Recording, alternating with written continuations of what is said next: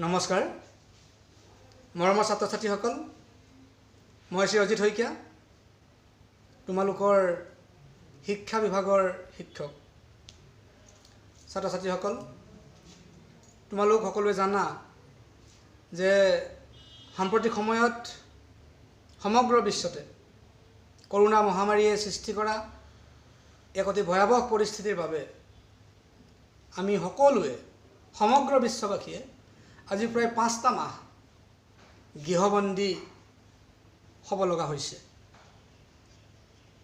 আৰু সেই কাৰণেই আমি তোমালোকৰ এডমিশ্যনসমূহ হয়তো যথাসময়ত কৰিব পাৰিলো কিন্তু শ্ৰেণীকোঠাসমূহ অৰ্থাৎ ক্লাছসমূহ আমি সময়মতে আৰম্ভ কৰিব পৰা নাই সেই কাৰণে মই আজি এটা সৰু ভিডিঅ' প্ৰস্তুত কৰি তোমালোকৰ এডুকেশ্যন সাবজেক্টৰ প্ৰথম যিটো অধ্যায় প্ৰথম যিটো চেপ্টাৰ সেই চেপ্টাৰটোৰ ওপৰত এটা সৰু ভিডিঅ' প্ৰস্তুত কৰি তোমালোকলৈ আগবঢ়াব খুজিছোঁ মৰমৰ ছাত্ৰ ছাত্ৰীসকল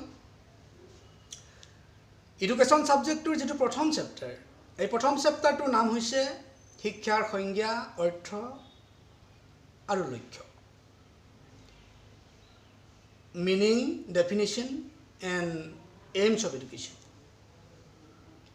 Itu চেপ্টাৰটোৰ নাম অৱশ্যে বেলেগ বেলেগ লেখকৰ কিতাপত চেপ্টাৰটো বেলেগ বেলেগ ধৰণে নামকৰণ কৰা হৈছে চেপ্টাৰটোৰ নাম যিয়েই নহওক এই চেপ্টাৰটোত আমি জানিব লগা মূল কথাকেইটা হৈছে শিক্ষাৰ অৰ্থ সংজ্ঞা আৰু শিক্ষাৰ লক্ষ্য শিক্ষাৰ অৰ্থ কি অৰ্থাৎ শিক্ষা বুলিলে আমি কি বুজো আমি একে আখাৰে ক'বলৈ গ'লে ক'ব পাৰোঁ যে শিক্ষাৰ অৰ্থ হৈছে জ্ঞান আৰু অভিজ্ঞতা আহৰণ কৰা প্ৰক্ৰিয়া অৰ্থাৎ যিটো প্ৰক্ৰিয়াৰ যোগেদি আমি জ্ঞান আৰু অভিজ্ঞতা আহৰণ কৰোঁ সেই প্ৰক্ৰিয়াটোকেই শিক্ষা বুলি কোৱা হয় অৰ্থাৎ শিক্ষাৰ যোগেদি আমি জ্ঞান আৰু অভিজ্ঞতা আহৰণ কৰোঁ এইটো শিক্ষাৰ অৰ্থ এতিয়া শিক্ষাৰ এই অৰ্থটোক আমি দুই ধৰণে চাব পাৰোঁ এটা সংকীৰ্ণ অৰ্থ আৰু ব্যাপক অৰ্থ সংকীৰ্ণ অৰ্থৰ শিক্ষা কি ব্যাপক অৰ্থৰ শিক্ষা কি সংকীৰ্ণ অৰ্থৰ শিক্ষা হৈছে আমি আমাৰ বিদ্যালয়ৰ চাৰিবেৰৰ ভিতৰত থাকি নিৰ্দিষ্ট কেইখনমান পাঠ্যপুথি অধ্যয়ন কৰি আমি যিবোৰ জ্ঞান অভিজ্ঞতা আয়ত্ত কৰোঁ সেয়া হৈছে সংকীৰ্ণ অৰ্থৰ শিক্ষা অৰ্থাৎ সংকীৰ্ণ অৰ্থৰ শিক্ষাই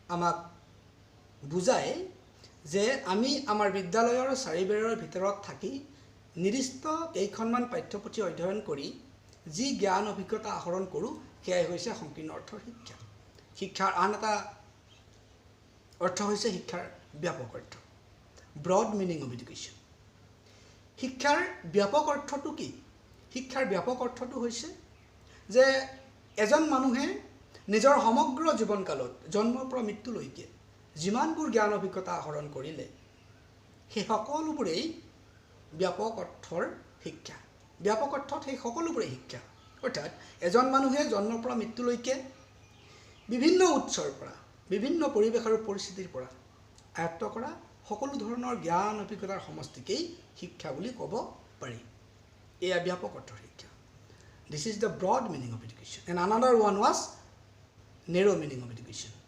Narrow meaning of education means those knowledge and experiences which we acquire inside the classroom by reading some particular textbook. So this is the narrow meaning of education. And another one was broad meaning of education. Broad meaning of education means all the knowledge and experiences which we acquire from different sources of the society, from different circumstances of life. That means all the knowledge and experiences which we acquire from different sources of the society, from different situations and circumstances of our life, may be termed as broad meaning of education. So there are mainly two meanings of education. One is narrow meaning and another one is broad meaning. ছাত্ৰ ছাত্ৰীসকল এই চেপ্টাৰটোত আমি জানিব লগা আনটো গুৰুত্বপূৰ্ণ কথা হৈছে শিক্ষাৰ সংজ্ঞা।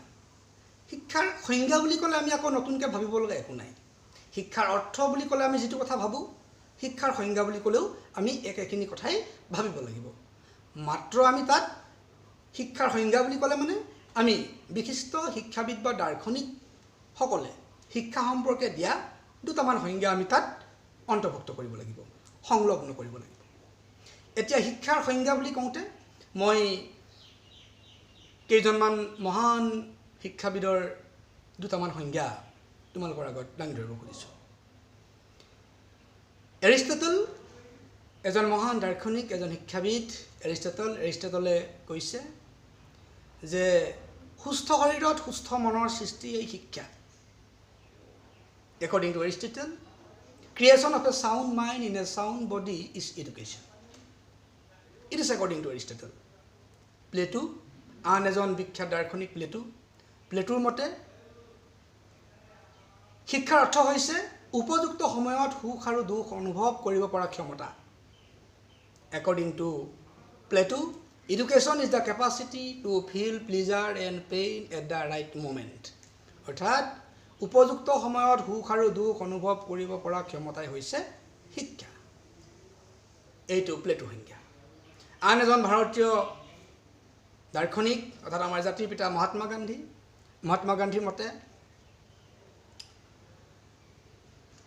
শিক্ষা হৈছে এটা প্ৰক্ৰিয়া যাৰ যোগেদি শিশুৰ অন্তৰত থকা সকলোবোৰ গুণ আৰু প্ৰতিভাৰ বিকাশ সাধন হয়। According to Mahatma Gandhi, by education I mean an all-round development of the child, his mind, body and spirit. অৰ্থাৎ শিশু এটাৰ অন্তৰত থকা সকলোবোৰ গুণ আৰু প্ৰতিভাৰ উপযুক্ত বিকাশ সাধন কৰা কাৰ্যটোৱে হৈছে শিক্ষা। এনেদৰে বিভিন্ন দাৰ্শনিক, বিভিন্ন শিক্ষাবিদ, বিভিন্ন দাৰ্শনিকে শিক্ষা সম্পৰ্কে বিভিন্ন সংজ্ঞা দাঙি ধৰিছে। গতিকে আমি শিক্ষাৰ সংজ্ঞা কাক বোলে বুলি ক'লে আমি দুজনমান শিক্ষাবিদ বা দাৰ্শনিকে শিক্ষা সম্পৰ্কে দিয়া দুটামান সংজ্ঞা নিশ্চয় লিখিব লাগিব, আমি মনত ৰাখিব লাগিব আৰু সেইকেইটা আমি লিখিব লাগিব। শিক্ষাৰ অৰ্থ জনাৰ পাছত আমি শিক্ষাৰ সংজ্ঞাৰ কথা আহিলে, শিক্ষাৰ সংজ্ঞা জনাৰ পাছত আমি শিক্ষা শব্দটোৰ ব্যুৎপত্তিগত অৰ্থ সম্পৰ্কে অলপ জানিব লাগিব। শিক্ষা শব্দটোৰ ব্যুৎপত্তিগত অৰ্থ কি? What is the derivative meaning of the word education? শিক্ষা এটা অসমীয়া শব্দ, ইয়াৰ প্ৰতিশব্দ ইংৰাজী প্ৰতিশব্দ হৈছে এডুকেশ্যন, আৰু এডুকেশ্যন শব্দটো লেটিন ভাষাৰ কেইটামান শব্দৰ পৰা অহা বুলি দাৰ্শনিকসকলে মত পোষণ কৰে। তাৰে চাৰিটা গুৰুত্বপূৰ্ণ লেটিন শব্দ হৈছে ইডুচিয়েৰ, ইডুকেয়াৰ, ই আৰু দুকো আৰু ইডুকেটাম। এই চাৰিওটা লেটিন শব্দৰ পৰা এডুকেশ্যন শব্দটো উৎপত্তি হোৱা বুলি দাৰ্শনিকসকলে মত পোষণ কৰে। এতিয়া এই চাৰিওটা শব্দৰ অৰ্থ আমি জানিব লাগিব। লেটিন ভাষাৰ এই চাৰিওটা শব্দৰ অৰ্থ জানিব লাগিব, যিকেইটা শব্দৰ পৰা ইংৰাজী এডুকেশ্যন শব্দটো সৃষ্টি হৈছে। লেটিন শব্দ ইডুচিয়েৰ, IDUCER, ইডুচিয়েৰ, মই আজি ব্লেকবৰ্ড ব্যৱহাৰ কৰা নাই, পৰৱৰ্তী সময়ত ব্লেকবৰ্ডত গোটেই কথাবোৰ বিতংভাৱে লিখি তোমালোকক দিবলৈ যত্ন কৰিম। আজি মই মৌখিকভাৱে মাত্ৰ কথাখিনি আলোচনা কৰিছোঁ। ইডুচিয়েৰ যিটো লেটিন শব্দ IDUCER, ইডুচিয়েৰ শব্দৰ অৰ্থ হৈছে to lead out. To lead out মানে বিকাশ সাধন কৰা। কাৰ বিকাশ সাধন কৰিব?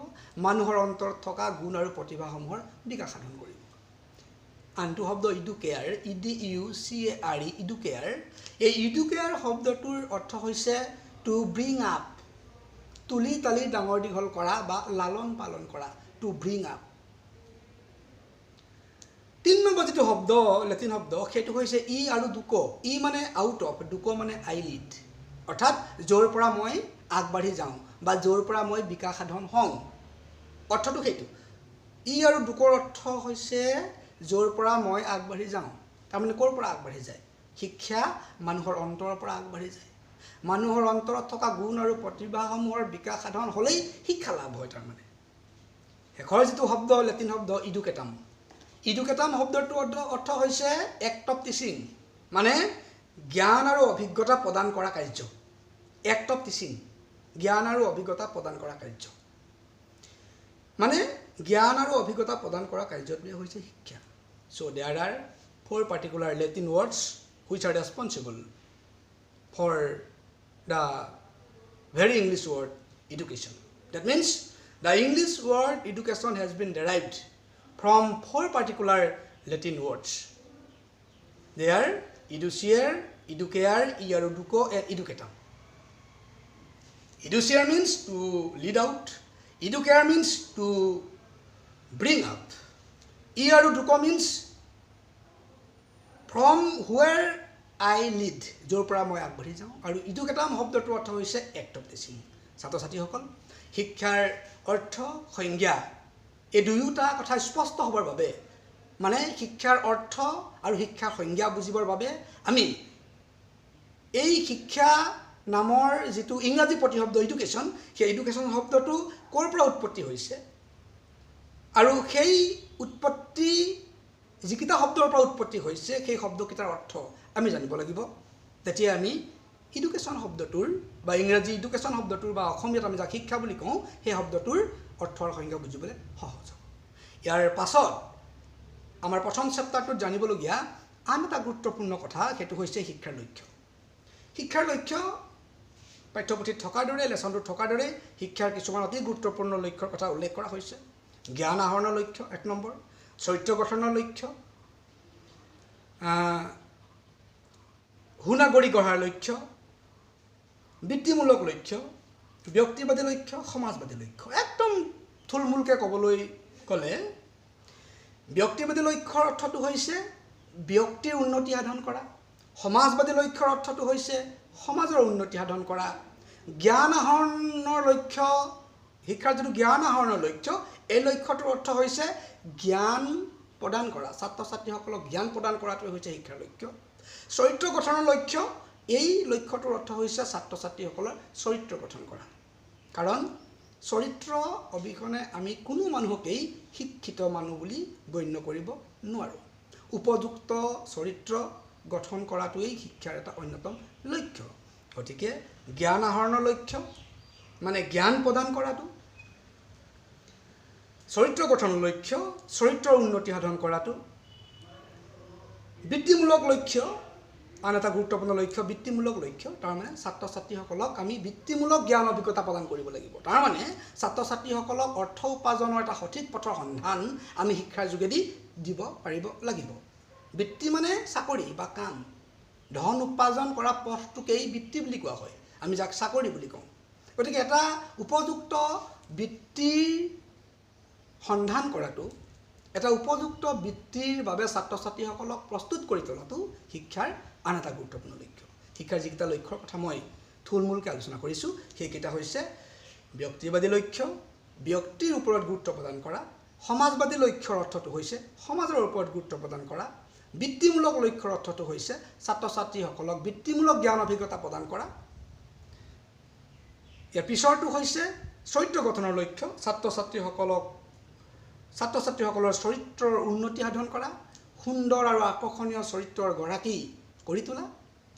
আন এটা গুৰুত্বপূৰ্ণ লক্ষ্য হৈছে জ্ঞান আহৰণৰ লক্ষ্য, ছাত্ৰ ছাত্ৰীসকলক জীৱনৰ বাবে প্ৰয়োজনীয় জ্ঞান অভিজ্ঞতাসমূহ প্ৰদান কৰা, লক্ষ্যটো হৈছে জ্ঞান আহৰণৰ লক্ষ্য।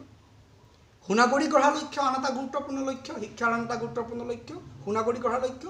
তাৰমানে আমি ছাত্ৰ ছাত্ৰীসকলক সুনাগৰিক হিচাপে গঢ়ি তুলিব লাগিব। সুনাগৰিকৰ অবিহনে আমি এখন গণতান্ত্ৰিক দেশৰ কথা, এখন শৃংখলাবদ্ধ শান্তিপূৰ্ণ সমাজৰ কথা ভাবিব নোৱাৰোঁ। সেইকাৰণে সুনাগৰিক গঢ়ি তোলাৰ লক্ষ্যটো, সুনাগৰিক গঢ়াৰ লক্ষ্যটো শিক্ষাৰ আন এটা গুৰুত্বপূৰ্ণ লক্ষ্য হয়। তাৰমানে শিক্ষাৰ যিকেইটা মূল লক্ষ্য, সেই মূল লক্ষ্যকেইটাৰ ভিতৰত মই ইতিমধ্যে আলোচনা কৰা ব্যক্তিবাদী লক্ষ্য, সমাজবাদী লক্ষ্য, চৰিত্ৰ গঠনৰ লক্ষ্য, জ্ঞান আহৰণৰ লক্ষ্য, সুনাগৰিক গঢ়াৰ লক্ষ্য আৰু বৃত্তিমূলক লক্ষ্য, এই 6টা লক্ষ্যই শিক্ষাৰ প্ৰধান লক্ষ্য। ইয়াৰ উপৰিও পাঠ্যপুথিত তোমালোকে আৰু আনুষংগিক অনেক লক্ষ্যৰ কথা তোমালোকে পাবা, তথাপিও মূলত এইকেইটা শিক্ষাৰ মূল লক্ষ্য।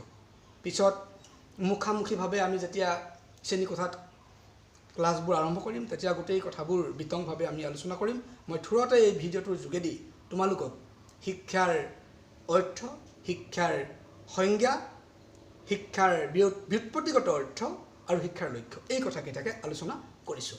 এতিয়া মই থুলমূলভাৱে আকৌ একেটা কথাকে তোমালোকৰ আগত ৰিপিট কৰিব খুজিছোঁ। শিক্ষাৰ অৰ্থ দুটা অৰ্থ আছে, এটা সংকীৰ্ণ অৰ্থ, আনটো ব্যাপক অৰ্থ। সংকীৰ্ণ অৰ্থত শিক্ষা হৈছে আমি আমাৰ বিদ্যালয়ৰ চাৰিবেৰৰ ভিতৰত থাকি নিৰ্দিষ্ট কেইখনমান পাঠ্যপুথি অধ্যয়ন কৰি যি জ্ঞান অভিজ্ঞতা আহৰণ কৰোঁ সেয়া সংকীৰ্ণ অৰ্থ। আৰু ব্যাপক অৰ্থ হৈছে যে আমি আমাৰ সমগ্ৰ জীৱনকালত বিভিন্ন উৎসৰ পৰা, বিভিন্ন পৰিৱেশ আৰু পৰিস্থিতিৰ পৰা, বিভিন্ন ব্যক্তিৰ পৰা বিভিন্ন ধৰণে যিবোৰ জ্ঞান অভিজ্ঞতা আহৰণ কৰোঁ সেই সকলোবোৰৰ সমষ্টিয়ে হৈছে শিক্ষা, সেয়া হৈছে শিক্ষাৰ ব্যাপক অৰ্থ। গতিকে শিক্ষাৰ সেই দুটা দিশ আছে। শিক্ষাৰ সংজ্ঞা কথাটো আলোচনা কৰিছোঁ। শিক্ষাৰ সংজ্ঞাৰ কথা আলোচনা কৰোঁতে আমি 4-5জনমান বিশিষ্ট শিক্ষাবিদ বা দাৰ্শনিকে